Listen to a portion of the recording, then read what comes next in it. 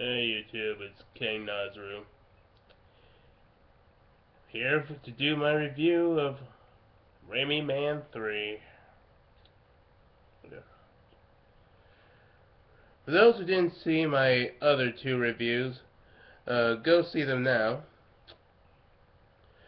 When we last left off, I said that Raimiman 2, aka Spider-Man 2, was not only a horrible, disrespectful Spider-Man movie, but also a bad movie in general, with unlikable characters, multiple plot holes, uh, Deus Ex Machina, those those sort of things. I explained how I was completely baffled about how people considered this to be not only the best Spider-Man movie, and including if you add Amazing Spider-Man, uh, but people consider this to be one of the best superhero movies of all time. And I would just like to take a moment to thank every other superhero movie that has surpassed this movie, box office wise or critical wise.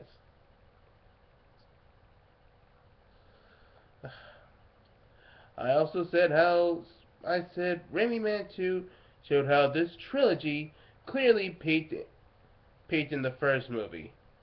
And I use that term loosely, with its rushed and passable story at best. How this movie that everyone hates for the same flaws were in the first two movies. Yet hardly anybody realized that, or they just didn't care at the time. And that doing what Raimi Man 3 did was just basically being a dead horse.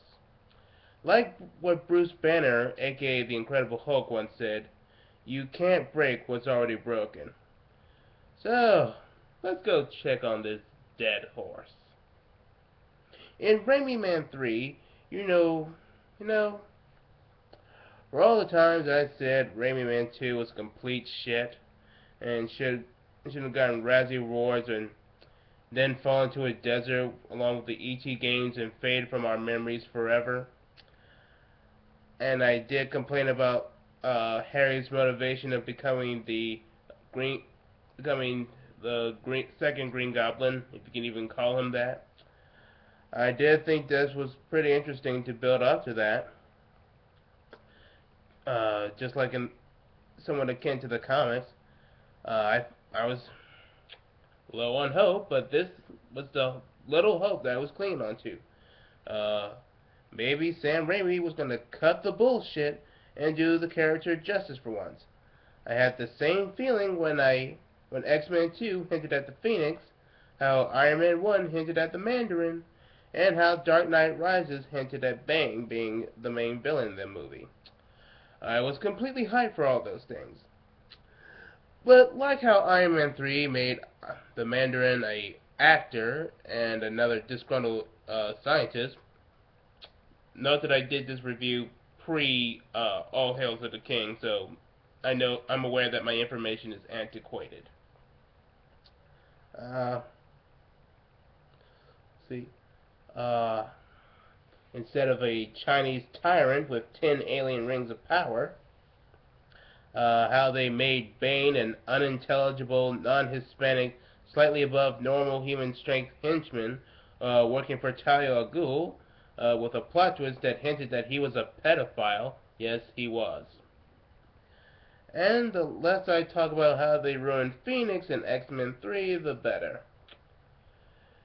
Harry Osborn just turns out to be squandered potential. Harry Osborn doesn't become Green Goblin 2. Well, technically he would be Green Goblin 1, because the person before him was Green Power Ranger knockoff. But instead, he becomes New Goblin. Guess what he's like? He's Harry Osborn in a ski outfit, riding on a flying snowboard, throwing pumpkin bombs throughout the city, trying to get revenge against Peter, who he believes killed his father. And I would like to remind everybody that that problem could have easily been solved had Spider-Man or be more accurate, Raimiman, had simply reported this to the police and told Harry what really happened instead of just running off. I laugh at how completely ridiculous New Goblin's costume is, but it's just so awful, it's not even worth it. So, I'll give it this. Are you telling me that they couldn't just let the audience know it's Harry and leave Raimi Man in the dark until the end? Couldn't come up with technology to conceal the voice and his physical appearance? Uh, that could have been a good aspect for the movie. Could have possibly justified for a plot in the story in its own right. But nope. Sam Raimi just had to ruin that. He just had him say, "You're gonna get what's coming to you for killing my dad, Pete." Had him fly around with the city with overused CGI. Yeah, look at me. I'm saying overused CGI even though I'm a huge CGI supporter. Then he gets hit in the head with a pipe and has amnesia for the majority of the movie.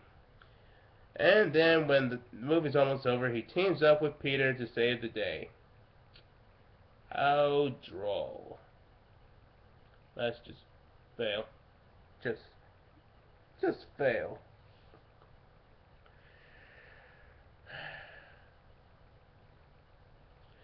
Next, there's Sandman. Like Dr. Octopus, they tried to make him a sympathetic villain, further reinforcing the stereotype that all the Spider-Man villains are sympathetic and misunderstood characters in these movies.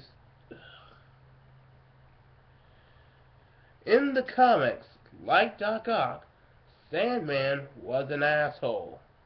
He was a criminal by choice, not by some necessity like, "I have to steal money so I can cure my daughter's cancer."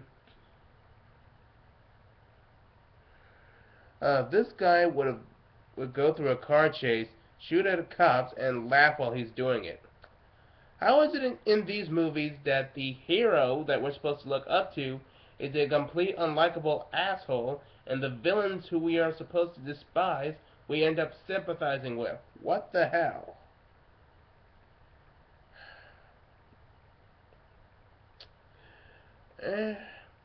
And before any of you say, "It's an alternate universe, characters and events change there."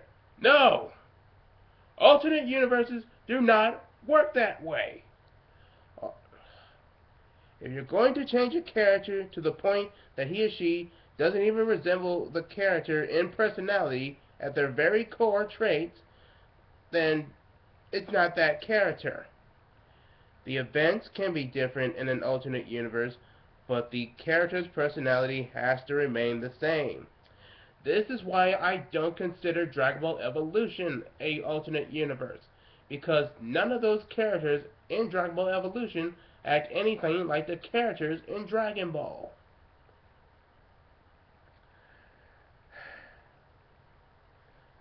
Let's proceed, Sari. And let's not forget that Sandman helped did a plot twist slash retcon slash Deus Ex Machina, where not only where he ends up being Uncle Ben's actual killer. So that means that Raimi Man chased the criminal. He chased the wrong guy, practically robbing the "with great power comes great responsibility" message away from him. Even if he had stopped, even if he stopped the guy, he would have stopped the wrong guy.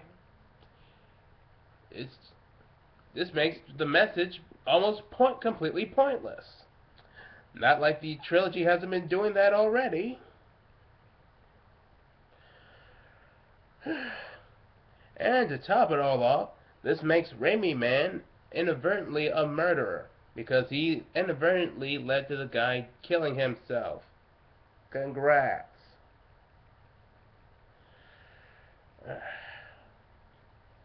Where were we?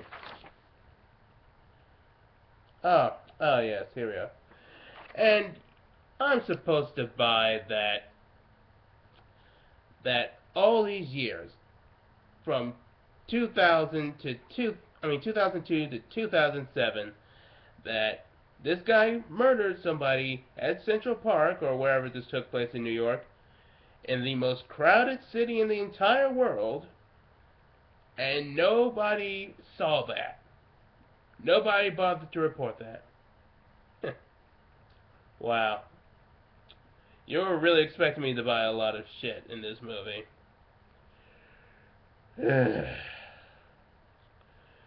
Well, it's been past the 10-minute mark, so let's see what more asinine things can happen in the next part of the Raimiman review.